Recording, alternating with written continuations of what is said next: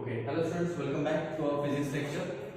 हम चैप्टर पढ़ रहे थे force and laws of motion. Okay, last part में हमने लीनियर मोमेंटम के बारे में स्टडी करी, इसकी यूनिट्स देखे, CGS unit, SI units, rate of change of momentum क्या होता है, चेंज ऑफ मोमेंटम क्या होता है, फिर मोमेंटम एक्सेलरेशन के साथ कैसे कोरिलेट करता है, ये चीज हमने देखी है।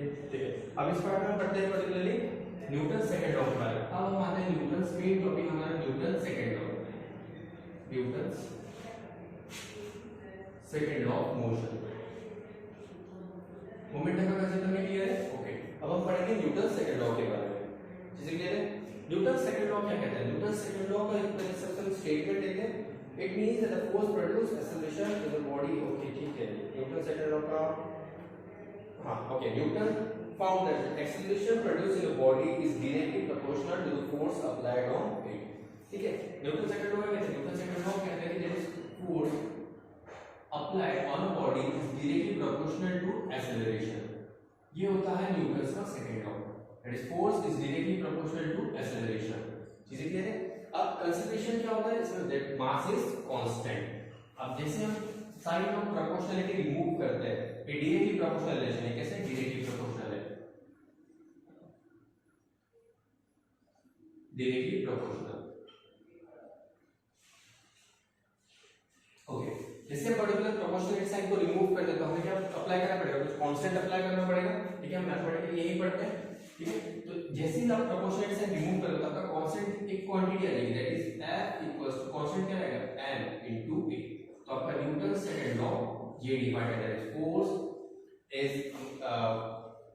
mass into acceleration can be defined as force. So force can be defined as the product of mass and acceleration of a given body. ठीक है, it relates the force to the measurable quantity like acceleration and mass. Okay, अब इसके पहले हमने Newton का first law पढ़ा था। तो फर्स्ट लॉ क्या स्टेट करता था? फर्स्ट लॉ आपको इनर्शिया के बारे में बताया था। फर्स्ट लॉ आपको क्या बताया था? First law of Newton was correlated with inertia. Inertia, और इनर्शिया कैसा था? दैट वाज रेस्ट या फिर मोशन के बारे में डिस्क्राइब कर रहा था, है ना? रेस्ट या मोशन के बारे में। तो ये कैसे, ये पर्टिकुलर जो लॉ था ये क्या बताता था? आपको क्वालिटी बताता था कि पर्टिकुलर क्वालिटी कैसी है, तो उस ऑब्जेक्ट की क्वालिटी कैसी है, it is either in rest और in motion. The first law of Newton states talks about quality. ठीक है, लॉ ऑफ क्वालिटीज। ठीक है, अब सेकंड लॉ के बारे में बात करते हैं। सेकंड लॉ किसके बारे में बात करते हैं? It talks about force, acceleration and mass, या फिर हम कह सकते हैं मोमेंटम। अब यहां पे मोमेंटम के बारे में बात करें, फोर्स, एक्सेलरेशन, मास के, जो आपका सेकंड लॉ है न्यूटन का सेकंड लॉ, फोर्स, एक्सेलरेशन और मास के बारे में कहते हैं, या फिर हम कह सकते हैं मोमेंटम के बारे में बात करते हैं। तो यहाँ पे हम न्यूमेरिकल वैल्यू कहते हैं, यहाँ पे हम बात कैसे करते हैं? न्यूमेरिकली। ठीक है, तो ये जो लॉ है, दिस सेकंड लॉ कहता है क्वांटिटेटिवली। ये कैसा लॉ है? This is quantitative and this is quality. ठीक है, तो फर्स्ट लॉ आपको क्वालिटी बताता है, सेकंड लॉ आपको क्वांटिटेटिवली लॉ है या क्वांटिटी बताता है कि पर्टिकुलर आपका अगर मास x kg है तो आपको वेलोसिटी या फिर आपको फोर्स 10 न्यूटन अप्लाई करना पड़ेगा। This second law talks with you about numerically. यहाँ पे हम न्यूमेरिकली बात करते हैं, यहाँ पे हम थ्योरेटिकल बात करते हैं। पर्टिकुलर इनर्शिया, रेस्ट है, मोशन है, इस तरीके से रेस्ट इनर्शिया हो सकता है, पर्टिकुलर रिवर्स डायरेक्शन में फोर्स अप्लाई करोगे तो रेस्ट आ जाएगा, सेकंड डायरेक्शन में फोर्स अप्लाई करोगे तो मोशन में चली जाएगी बॉडी। ठीक है, और सेकंड लॉ आपको पर्टिकुलरली क्वांटिटी के बारे में बताएगा। This will talk about quantity. ठीक है, Newton found that experimentally Newton found that the acceleration produced in the body is directly proportional to the force applied on it. Clear है? Okay, अब हम कहते हैं कि फोर्स और फोर्स ये हो गया, force is directly proportional to acceleration. अब हम इसको पर्टिकुलरली ग्राफिकल रिप्रेजेंटेशन देते हैं। फोर्स और एक्सेलरेशन के बीच में हम ग्राफ बनाने की कोशिश करते हैं। ठीक है, सबसे पहले रहेगा this mass is constant. First आपको जो ग्राफ बनेगा, फर्स्ट कंटेंट वाज हम कंसीडर करेंगे मास is constant.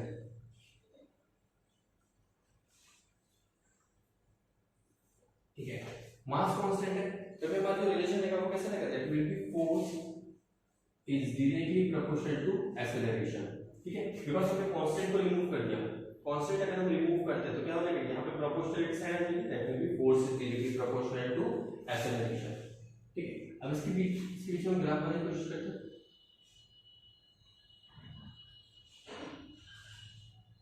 This will be on X axis and Y axis. ठीक है, एक्स एक्सिस पे आप शो करोगे force denoted by F in this direction, और यहाँ पर शो करोगे एक्सेलरेशन डिनोटेड बाय के। क्लियर है, दिस विल बी ऑन 0। ऐसे कंडीशन में जब भी पढ़ेंगे डायरेक्टली प्रोपोर्शनल, जब हम रिलेशन के बारे में बात करते हैं तो डायरेक्टली प्रोपोर्शनल जो ग्राफ होता है वो हमेशा कैसा बनता है, हमने प्रीवियस चैप्टर में देखा था, it's motion in one dimension में इस तरीके से ग्राफ बनाए थे। ठीक है, तो आपको याद होना चाहिए, it is always a straight line passing from, it is inclined to force axis and passing from origin. Clear है, considering that mass is constant, mass is constant. जब मास कांस्टेंट है तो आपको इस तरीके से आप ग्राफ लिखने मिलेगा, इस फोर्स और एक्सेलरेशन के बीच में जब हम ग्राफ बनाते हैं, then mass is constant, it will be always a straight line inclined to x axis या फिर force axis which passes from origin। चीजें क्लियर है? ओके, ये होता है हमारा मास इज कांस्टेंट। जब होता है तो किस तरीके से आपका ग्राफ बनता है। सेकंड कंडीशन देखते हैं। सेकंड कंडीशन में हम क्या कांस्टेंट करेंगे, एक्सेलरेशन कांस्टेंट कर देते हैं। एक्सेलरेशन कांस्टेंट, हां, सेकंड कंडीशन में एक्सेलरेशन को कांस्टेंट कर देते हैं। Acceleration is constant। ठीक है, अब एक्सेलरेशन रिमूव कर देंगे, एक्सेलरेशन को कांस्टेंट करेंगे तो यहाँ पे क्या आ जाएगा, कांस्टेंट ऑफ प्रोपोर्शनलिटी के साइन आ जाएगा, दैट इज डायरेक्टली प्रोपोर्शनल। तो इस कंडीशन में क्या हो जाएगा, force is directly proportional to mass. चीजें क्लियर है, this is your second equation.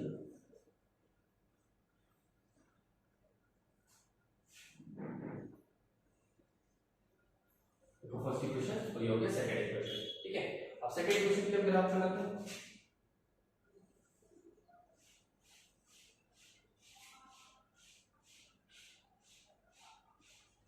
ये क्लियर है, ओके, ये तो विजिबल है ना। ठीक है, देख लेते हैं पर विजिबल ग्राफ, हाँ विजिबल, ओके चलो। ठीक है, यहाँ पर हाँ कंसीडर करेंगे, हाँ एक्स एक्सिस पे मेरा रहेगा मास और y एक्सिस पर रहेगा फोर्स। ठीक है, फिर से कंडीशन कैसा है, डायरेक्टली प्रोपोर्शनल, और डायरेक्टली प्रोपोर्शनल का हमें क्या पता है, it is always inclined to x axis passing from origin straight line, considering that acceleration is constant. ठीक है, एक्सेलरेशन इज कांस्टेंट। इस ये हो गया हमारा पर्टिकुलर मास इज कांस्टेंट का ग्राफ। यहाँ पे फोर्स और एक्सेलरेशन के बीच में ग्राफ रहेगा, बिकॉज़ मास कांस्टेंट है। एक्सेलरेशन को कांस्टेंट कर दो तो आपको फोर्स और मास के बीच में, यहाँ पे फोर्स और एक्सेलरेशन के बीच में चीजें क्लियर है। ओके, अब थर्ड कंडीशन हम क्या करते हैं, थर्ड क्वांटिटी कौन सी करने वाली है, हम फोर्स। अब हम फोर्स को कांस्टेंट कर रहे हैं, थर्ड क्वांटिटी हमारी force is constant, force is constant.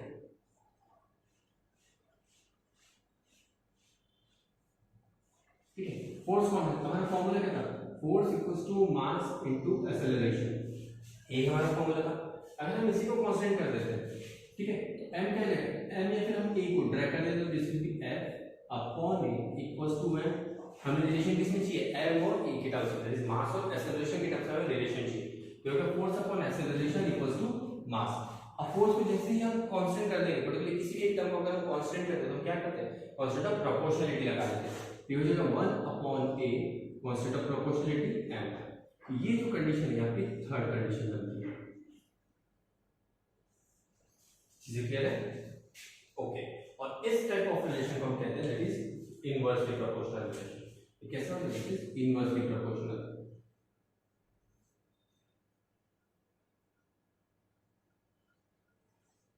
Inversely proportional, चीजें क्लियर है, okay. Inversely proportional directly proportional का मतलब क्या होता है, ये लिखते हैं। डायरेक्टली प्रोपोर्शनल में whenever your left quantity is increased, अगर आप फोर्स इंक्रीज करोगे तो आपका एक्सेलरेशन भी इंक्रीज हो जाएगा। क्यों, बिकॉज ये डायरेक्टली प्रोपोर्शनल है। ठीक है, यहाँ पे आप फोर्स इंक्रीज करोगे तो मास इंक्रीज हो जाएगा, या फिर हम कह सकते हैं जितना ज्यादा मास रहेगा उतना ज्यादा फोर्स आपको अप्लाई करना पड़ेगा। स्टार्टिंग में हमने देखा था जो व्हीकल पर एक्सपेरिमेंट किया था, जितना ज्यादा मास रहेगा उतना ज्यादा आपको फोर्स अप्लाई करना पड़ेगा उसको रेस्ट में लाने के लिए। यहाँ पे आप जितना ज्यादा फोर्स अप्लाई करोगे उतना ज्यादा उसकी चेंज इन वेलोसिटी होती है, दैट इज एक्सेलरेशन। मतलब फोर्स और acceleration are directly proportional as well as force and mass is also directly proportional. पर जब आप एक्सेलरेशन और मास के बारे में बात करते हैं they are inversely proportional. Inversely proportional मतलब क्या होता है, अगर आप लेफ्ट राइट हैंड साइड की क्वांटिटी को इंक्रीज करोगे तो लेफ्ट हैंड साइड की क्वांटिटी कैसे डिक्रीज हो जाएगी, इसलिए इसका नाम क्या है इनवर्सली, मतलब उल्टा। ठीक है, जितना ज्यादा मास रहेगा उतना कम उसका एक्सेलरेशन रहेगा, मतलब उसका चेंज इन वेलोसिटी बहुत कम होगी। जैसे कि इससे देखो ट्रेन्स जो अप्लाई पर्टिकुलर ब्रेक्स अप्लाई करती है जब ट्रैक पे मूव करती है ब्रेक बहुत तरह से मूव करती है तब जाके वो पर्टिकुलर प्लेटफॉर्म पे आकर रुकती है। क्यों? बिकॉज ट्रेन हैज ह्यूज मास, तो एक्सेलरेशन उसका बहुत कम होता है, चेंजिंग जो वेलोसिटी वो धीरे धीरे होती है, इस वजह से रुकने के लिए भी वर्क करता है। Same with the airplanes. ठीक है, जब प्लेन्स लैंड करते हैं तो ऐसे लैंड करते साथ ही रुक जाते क्या नहीं, दे रन ऑन ट्रैक। ठीक है, ठीक है, रनवे में जब पर्टिकुलर प्लेन मूव करते हैं तो लैंड करते हैं तो बहुत देर लगता है उसे रुकने के लिए। क्यों? क्योंकि उसका मास बहुत ज्यादा है, इसलिए उसका चेंज इन वेलोसिटी भी धीरे धीरे होगा, उसको वक्त लगेगा रुकने के लिए। जिस एग्जांपल हैवियर एग्जांपल। वहीं अगर हम बाइसिकल या फिर मोटरसाइकिल के बारे में बात करते हैं, कार्स के बारे में बात करते हैं, अब ब्रेक अप्लाई करते हो तुरंत रुक जाती है। चीजें क्लियर है? मतलब जितना कम मास रहेगा उतना चेंज इन वेलोसिटी ज्यादा रहेगा, तो आपको बहुत तेजी से आपको चेंज इन वेलोसिटी देखने मिलेगा। जितना ज्यादा मास उतना कम एक्सेलरेशन, जितना कम मास उतना ज्यादा acceleration. This type of relation is called inversely proportional relation. चीजें क्लियर है? ओके, अब इसमें हम ग्राफ देखते हैं।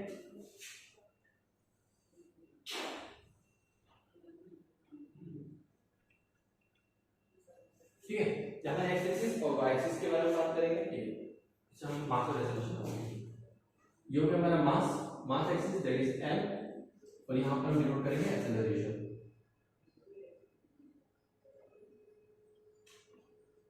ठीक है, अब चीज ध्यान देना है। ओके, इनवर्सली प्रोपोर्शनल जब भी कोई क्वांटिटी पर्टिकुलर इनवर्सली प्रोपोर्शनल होती है। अब डायरेक्टली प्रोपोर्शनल ग्राफ तो पता चल गया, किसी भी क्वांटिटी में जब भी एक डायरेक्टली प्रोपोर्शनल रिलेशन देखोगे आपके पूरे स्टडीज में you will get the same graph. ठीक है, a straight line is inclined to X axis passing from origin. Straight line is inclined to x axis passing from origin. Why? Because relation is directly proportional. Okay, but here the relation is inversely proportional. Inversely proportional graph is always a hyperbola. This way. This is called hyperbola. Considering that force is constant. Considering that force is constant. So this is the pattern of inversely proportional relation. इस graph इस particular pattern को क्या कहते हैं? This is hyperbola. जैसे आपने circle, Eclipse ये पढ़ा है, वैसे ही हाइपरबोला होता है। जैसे क्लियर है? This hyperbola. देखिए दिस इज अ पर्टिकुलर, हम एक्स एक्सिस पे क्वांटिटी इंक्रीज कर रहे हैं तो वाई एक्सिस की quantity, this is the direction of your graph, top to bottom ऐसा होता है हमारा ग्राफ। ठीक है, ऐसे इंक्रीज नहीं होता, इस top to bottom inversely proportional. मतलब यहाँ पे आप क्वांटिटी इंक्रीज करोगे, देखो हमने क्या कहा था सर मास इंक्रीज होने पे एक्सेलरेशन डिक्रीज होना चाहिए। हाँ होगा, देखो मास यहाँ पे 0, ठीक है, एक्सेलरेशन हाई। अगर हम इस पर्टिकुलर क्वांटिटी को कंपेयर करते हैं,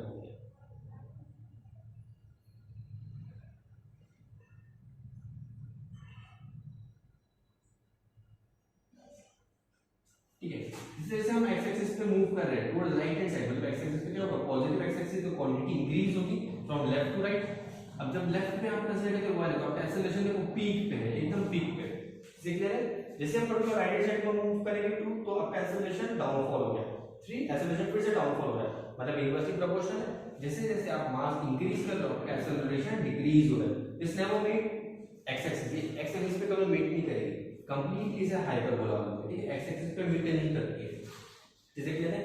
इसको इस तरीके से एक्स एक्सिस के टुवर्ड्स होना चाहिए, should be somewhat parallel to X axis. ठीक है, वो इस तरीके से मूव करता है। चीजें क्लियर है? ओके, तो ये होता है इनवर्सली प्रोपोर्शनल का ग्राफ। ये चीजें क्लियर है? यहां तक समझ में आ गई है? ग्राफ को लेकर हम क्लियर है? ओके, अब हम देखते हैं कुछ unit sequence and assembly of force के बारे में स्टडी करते हैं। ये चीजें क्लियर है यहां तक?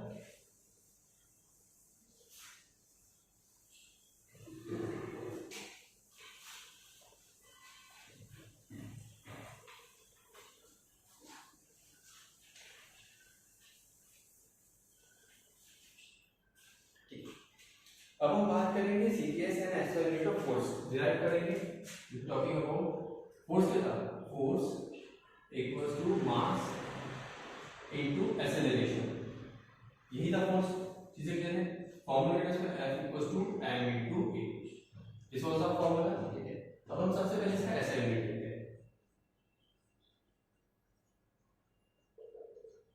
ठीक है, एसआई यूनिट डिराइव करते हैं फोर्स का एसआई यूनिट, उसके लिए हमें फॉर्मूला लिखना पड़ेगा, force equals to mass into acceleration. ये चीजें क्लियर है? Okay, unit of force equals to unit of mass into unit of acceleration in SI unit pattern। ठीक है, इसे कैसे रहेगा, पैटर्न कैसा रहेगा, SI unit। यूनिट ऑफ मास क्या रहेगा, unit of mass will be kg, unit of acceleration क्या होगा, metre per second square. Metre per second square, square होता है टाइम में, ये देखा था हमने, याद रखा है acceleration kg per metre, kg into metre per second square. इसे हम कंबाइन करते हैं तो kg metre per second square। So this is unit of force। ये होता है यूनिट ऑफ फोर्स के SI यूनिट पैटर्न। ठीक है, इसे हम एक स्पेशल नाम देते हैं, kg metre per second square का स्पेशल नाम दिया जाता है, दैट इज न्यूटन। ये होता है न्यूटन। इसे भी हम SI यूनिट रिपीट करते हैं, ये हो गया SI unit.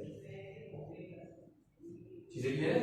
This is SI unit. तो हम जो यूज करेंगे फोर्स का यूनिट इन ऐसा pattern will be using Newton, denoted by n, capital N। 1 Newton, 2 Newton, 3 Newton and so on. तो फोर्स का यूनिट क्या होता है, न्यूटन होता है। जो हम न्यूमेरिकल्स यूज करने वाले हैं वो न्यूटन यूज करने वाले हैं। जिसे क्या है, ये हो गया ऐसा यूनिट पैटर्न। अब हम सीजीएस पैटर्न देखते हैं, तो सीजीएस में यूनिट क्या है फोर्स का। Okay, unit of force in CGS pattern. ठीक है, इन CGS in SI unit। ठीक है, it is unit of mass in CGS into unit of acceleration in CGS। ठीक है, CGS मतलब क्या होता है, lower unit, it is centimetre, gram and second. Unit of मास ऐसा नहीं कहते kg था, तो CGS में क्या होता है, it will be ग्राम। ठीक है, unit of acceleration was metre per second square, metre will be converted now into centimetre, हो जाएगा सेंटीमीटर पर सेकंड स्क्वायर। चीजें क्लियर है? ओके, इसका कंबाइन करके तो हो जाएगा gram centimetre per second square. ये हो जाएगा पर्टिकुलर यूनिट। चीजें क्लियर है? अब ये हमारा SI CGS unit.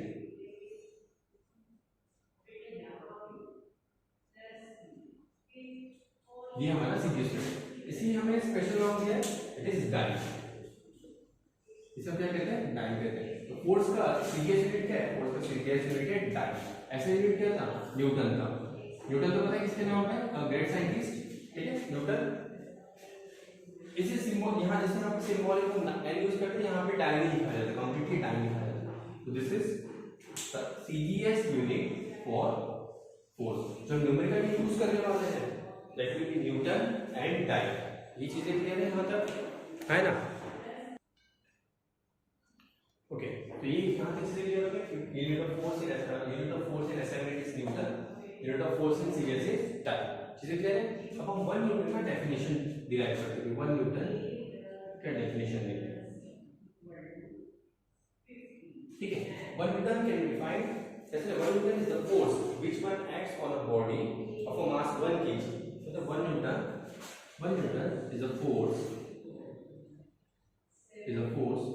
which when 1 Newton क्या है, यूनिट ऑफ फोर्स है ना, is a force which when acts on a body of mass 1 kg, that is unit mass, unit force, unit mass of a body of mass 1 kg and produce an acceleration of 1 meter per second square। This is defined as 1 Newton। ये बहुत important part है बच्चों, याद रखना है। 1 Newton का definition हमें याद रखना है। ठीक है, उससे ज्यादा एग्जाम्स में आते हैं। 1 न्यूटन का सीधा सीधा डेफिनेशन आता है, 1 न्यूटन इज अ फोर्स, या फिर it can define as a force which when act on a body of mass 1 kg and produce an acceleration of 1 metre per second square. ठीक है, produce an acceleration of 1 metre, ठीक है, 1 metre per second square. ठीक है, तो अगर हम 1 time का बनाएंगे, सेम ये तो 1 न्यूटन का हो गया, 1 टाइम का बनाएंगे तो क्या होगा, 1 टाइम टाइम क्या होता है, सीजीएस यूनिट है, टाइम कैसा है, सीजीएस यूनिट है, न्यूटन के साथ ऐसा यूनिट, इसलिए मैं मास का भी ऐसा यूनिट कंसीडर किया, एक्सेलरेशन में भी ऐसा यूनिट कंसीडर किया। ठीक है, ये 1 न्यूटन का था। अगर मैं 1 टाइम का डेफिनेशन बनाता हूं तो कैसा बनेगा, it's a force which when acts on a body of mass 1 gram, time कैसा है, सीजीएस यूनिट है, तो यहां पर हमें क्या यूज करना पड़ेगा, सीजीएस यूनिट यूज करना पड़ेगा। 1 टाइम जैसे रिपीट करें, 1 टाइम के बारे में बात करें, ठीक है, तो आप लिखोगे यहां पे आपका वर्क रहेगा क्या, 1 टाइम का जो डेफिनेशन है वो आप बनाओगे। ठीक है, खुद से बनाना है, कॉपी नहीं करना है बुक से। Is a force which when acts on a body of mass 1 gram CGS and produce an acceleration of 1 centimetre per second square, because ये क्या मीटर क्या हो जाएगा, कन्वर्ट हो जाएगा सीजीएस में, तो it will be centimetre per second square. चीजें क्लियर है, तो ये 1 न्यूटन और 1 टाइम का डेफिनेशन देख लोगे। ठीक है, अब हम न्यूटन और टाइम में रिलेशन देखते हैं, न्यूटन और टाइम कैसे कोरिलेट करते हैं। ठीक है, यहां पे क्या है, relation between Newton and time. ठीक है, 1 न्यूटन और टाइम में देखते हैं 1 न्यूटन कितना टाइम होता है, बट इसका quantity how can we compare. हमें पता है कि न्यूटन 1 फोर्स, ठीक है, यहां पे हम बात करते हैं न्यूटन, हां 1 न्यूटन हमको पता देखना चीजें क्लियर। ओके, फॉर्मूला क्या होगा, force equals to mass into acceleration. अगर हम बात करें कि force will be 1 Newton, so mass should be 1 kg। Acceleration में बात करें तो यहां पे भी एक्सेलरेशन होगा, acceleration will be 1 metre per second square. इसी तरीके से होगा, यही होगा, force equals to mass into acceleration होता है। अगर फोर्स हम 1 न्यूटन के बारे में बात करें तो मास कैसा रहेगा, 1 kg रहेगा, एक्सेलरेशन कैसा रहेगा, 1 मीटर पर सेकंड स्क्वायर रहेगा, यूनिट रहेगा और सभी एसआई यूनिट्स में रहेगा। ठीक है, यूनिट क्वांटिटी 1/1 और सभी को जो यूनिट्स है वो कैसा SI unit, Newton is an SI unit, Newton is an SI unit, KG is also an SI unit, metre per second square is also SI unit. ठीक है, अब हमें क्या करना है, न्यूटन और डाइन में कंपैरिजन करना है, डाइन कैसे सीजीएस यूनिट है, तो हम क्या करेंगे, राइट हैंड साइड को सीजीएस में कन्वर्ट कर देंगे। ठीक है, दैट इज लोअर यूनिट, तो क्या कैसा हो जाएगा, 1 Newton equals to 1 kg can term as 1000 ग्राम।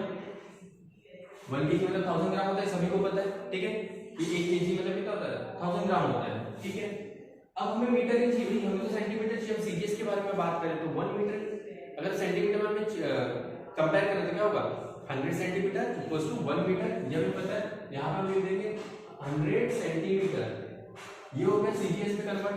अब सेकंड्स तो सेकंड्स ही होता है, ठीक है, ऐसा यूनिट हो या सीजीएस यूनिट हो तो हो जाएगा सेकंड स्क्वायर। अब कन्वर्ट होता है, देखो लेफ्ट हैंड साइड कैसा है, ऐसा यूनिट में, राइट हैंड साइड कैसा है, सीजीएस यूनिट में।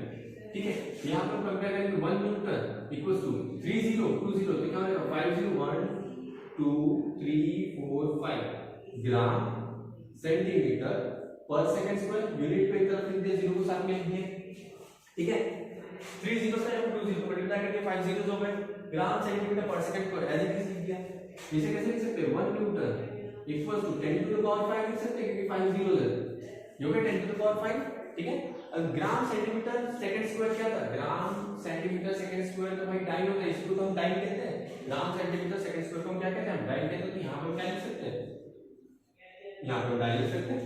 तो ये तो मैं बता देंगे कि 1 Newton equals to 10 to the power 5 time. तो ये होता है हमारा relation between 1 Newton and time. ये चीजें क्लियर है, that is 1 Newton equals to 10 to the power 5 time. तो आप जब भी यूनिट कन्वर्जन करोगे तो आपको एक सीधा मिलेगा कि आप यूनिट इन्हें कन्वर्ट कर सकते हो।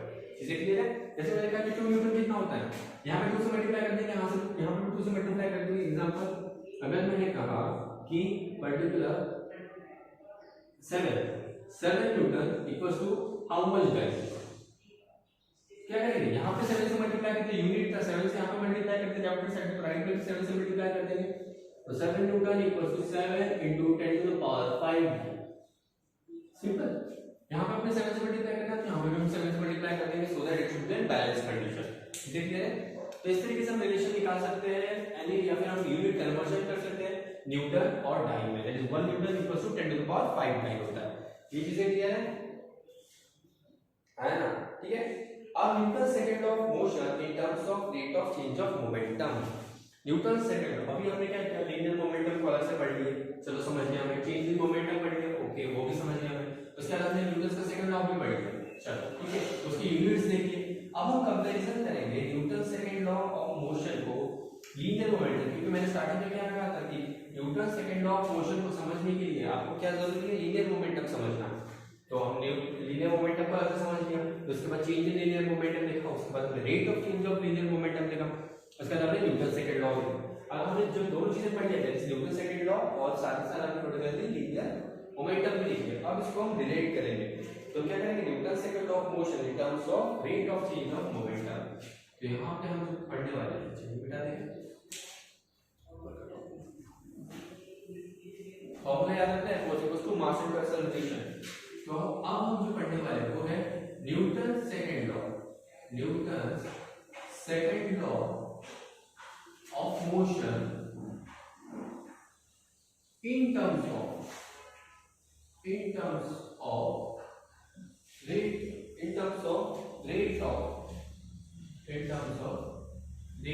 of change of momentum, rate of change of momentum।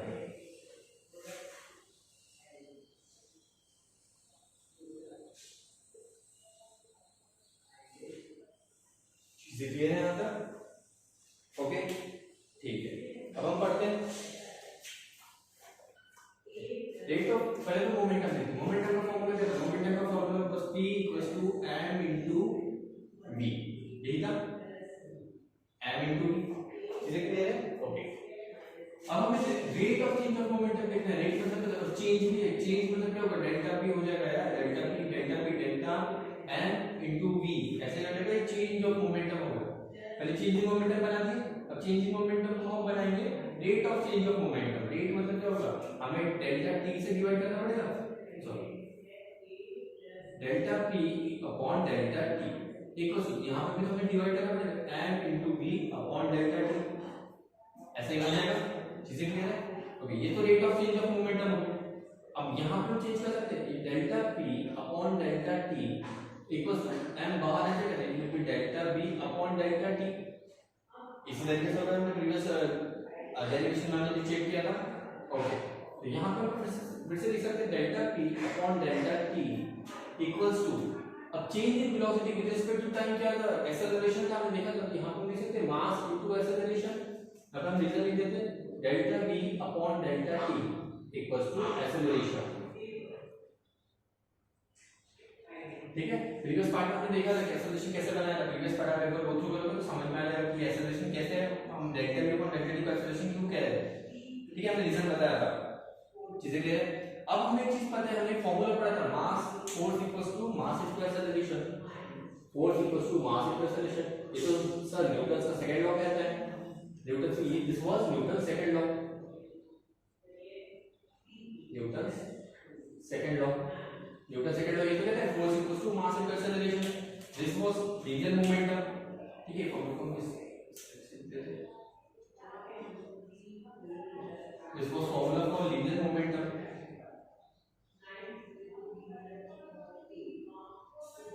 देखिए, अब हमने यहाँ पे एक चीज देखी, जो हमने डिराइव किया है, यहाँ पे इक्वेशन डिराइव किया है, दिस इक्वेशन नंबर 1, ये जो इक्वेशन हमने डिराइव किया है, यहाँ पे हमें क्या देखने मिला कि एक मिनट ये बता दें, चलो क्लियर, ओके, यहाँ पे मैंने इक्वेशन 1 डिराइव किया, यहाँ पे मैंने देखा कि right hand side of equation 1 and right hand side of equation number 2 are same. ठीक है, right hand side of equation 1 and right hand side of equation 2 are same. अगर हमने पढ़ा कि राइट हैंड साइड इक्वल होगा तो left hand side भी equal होना चाहिए, चीजें क्लियर है? तो हमारा क्या होगा, लेफ्ट हैंड साइड कैसे इक्वल होगा, force left hand side of this should be equal to left hand side of this। Okay, यहां पे हम कैसे लिख सकते हैं, यहां पे ऐसा लिख सकते हैं, that is force equals to delta p upon delta t। चीजें क्लियर है? ऐसा बना सकते हैं। अगर राइट हैंड साइड इक्वल है सर तो लेफ्ट हैंड साइड इक्वल होगा force equals to delta P upon delta T, force equals to delta P upon delta T हो चुका है। इसे क्लियर है? ओके, यहां पे अपना कंक्लूड स्टेटमेंट क्या बनता है? That is force, conclusion statement क्या है? Force is equal to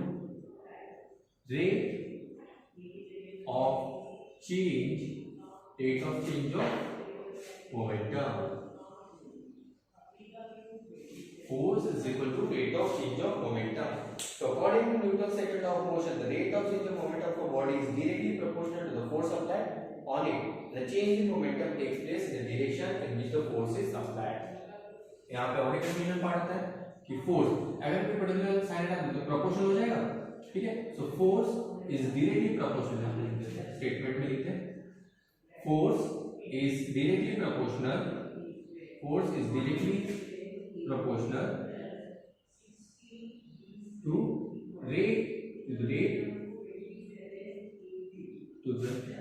rate of change of momentum, rate of change of momentum. Clear है? ओके, यहाँ पे ये चीज समझ में आ गई। Rate of change of momentum, force is directly proportional to the rate of change of momentum. Okay, and momentum take place in the direction in which the force is applied. और एक कंक्लूजन पार्ट कि change in momentum जो हो रहा है, ठीक है, momentum take place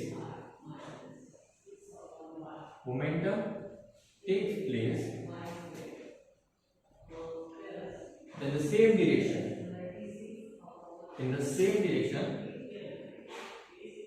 in which force is applied,